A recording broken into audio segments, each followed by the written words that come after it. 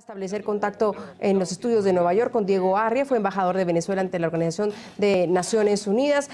Señor Arria, hemos escuchado a lo largo de esta cobertura triunfalismos positivos, otros negativos, otros decir que va a haber un gran fraude, otros decir que Venezuela ha pedido un cambio. ¿Es muy temprano o rápido que la oposición ya se declare ganadora de todas maneras y con un espacio tan grande, dicen que entre 100 diputados, cuando todavía el CNE no tiene una versión oficial? Bienvenido aquí a esta transmisión. Muchas gracias, Andrea. Fíjate, yo siempre digo que las realidades son tercas y acaban imponiéndose. Esta es una realidad que viene en proceso de hace algún tiempo, de un régimen que está realmente en una etapa terminal. Los médicos dicen que los que tienen etapa terminal primero pasan por una etapa de negación de su estado y luego entran en una etapa de ira. Yo espero que se queden simplemente en la etapa de frustración. Embajador Arria, conocemos hace una hora una declaración de las Fuerzas Armadas, del ministro de Defensa, el general Padrino López. Ahora sale este pronunciamiento de la MUD. ¿Hay algún indicio de acercamiento? Yo no sé si estoy hilando muy fino, quizás pueda estar equivocado, pero usted tiene experiencia en esto y nos puede decir, ¿en el discurso de las Fuerzas Armadas queda algún sabor, de pronto algún lineamiento hacia el lado de la oposición? Y la oposición ahora le dice, fue ejemplar el comportamiento de las Fuerzas Armadas también. ¿No hay algo ahí, alguna conexión? ¿Estoy equivocado? Bueno, siempre hemos mantenido que todas las Fuerzas Armadas no están corruptas y que la institución es mucho más grande que su cúpula. En los últimos tiempos se han oído cosas como que los oficiales han entendido que la responsabilidad que tienen no solo institucional, sino individual. Y yo creo que en sus declaraciones son positivas. Sin embargo, también he oído que durante el día los que han estado forzando que no se cierren muchas de las mesas han sido efectivos militares. Claro, hay muchos grupos militares involucrados en la operación. Señor Arria, cuando hablábamos con Leopoldo Castillo desde Miami, él hablaba de una conversación política que se puede estar teniendo en estos momentos justamente en el CNE antes de dar los resultados oficiales. Conversación política entre quiénes. Llegó el momento de hacer qué. Hay unos que pueden decir, bueno, la oposición puede, lo que decía Jesús, estar hablando con las fuerzas militares para saber cómo van a tomar estos resultados, tal vez con el mismo gobierno, una conversación política. ¿Usted cree que detrás de bastidores hay conversaciones de este tipo? Pues mira, por lo que yo entiendo, cuando hay un voto que puede superar los 2 millones de personas, de votantes, esto significa, es un llamado de atención a todas las fuerzas políticas del país, muy especial a las Fuerzas Armadas, porque de hecho esta votación se está convirtiendo en un verdadero plebiscito.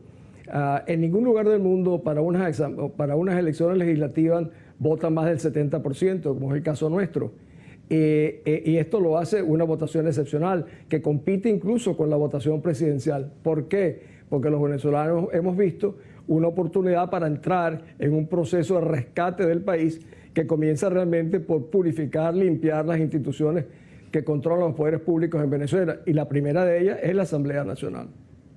Ex embajador, ¿usted tiene alguna información? A lo largo del día ha tenido algunos reportes en las zonas donde usted alcanzó a recorrer políticamente, en estados claves. ¿El estado? En estados claves, en estados donde se contaba con apoyo de la oposición. ¿Tiene algún reporte directo que le hayan suministrado?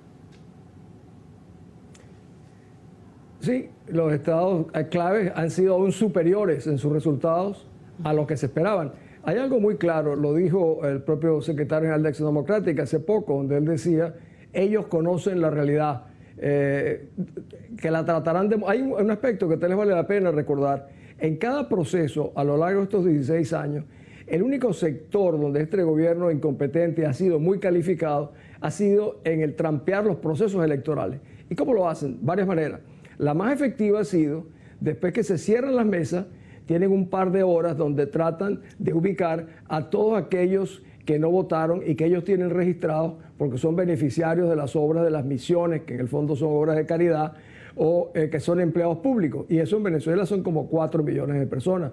Esos son los que buscan al final para traerlos a votar. Pero es que cuando la diferencia es tan grande como la que ha ocurrido hoy, no logran remolcar a tanta gente al mismo tiempo. Esa es la realidad. La otra es un patrón electoral inflado con el cual inicia el proceso. Porque en cualquier país donde matan 25.000 personas al año, donde la inflación es 200%, donde hasta el régimen presidencial está vinculado al tema del narcotráfico, tendría que sacar apenas el 10% de los votos. ¿Por qué sacan más? Por eso que le acabo de contar. Señor Arria, voy a Nueva York. Sin embargo, hay que recordar que pese a que la oposición está diciendo que ganó, que hay una amplia mayoría, que habría una mayoría simple en el Congreso, en la Asamblea venezolana, el presidente sigue siendo Nicolás Maduro. Sí, yo no creo que se abre una oportunidad extraordinaria de acuerdo con el número de diputados que tengamos, pero incluso con una mayoría simple que permita rescatar los poderes públicos. Si nosotros no rescatamos, o sea, desalojamos a funcionarios jerarcas que manejan hoy los poderes públicos en Venezuela, el Tribunal Supremo de Justicia, el propio Consejo Nacional Electoral, la fiscal, el Poder Contralor.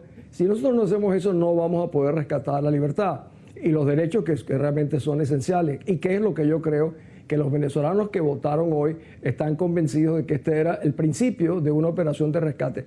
Pues si te digo algo más, yo creo que es la gran oportunidad serviría para un proceso de reunificación nacional. Porque aquí, ¿quiénes serán los perdedores? Los perdedores son los jerarcas que se han aprovechado y se han montado sobre seguidores auténticos y genuinos de una política originalmente de Chávez y ahora del señor Maduro, cada vez menos de ellos. Pero lo que se han aprovechado son un conjunto de estos jerarcas realmente pandilleros que son los que han abusado de ellos. Esos son los grandes perdedores. Y los grandes ganadores somos todos los venezolanos que podemos iniciar un proceso de reunificación que tomará tiempo, pero que es absolutamente viable.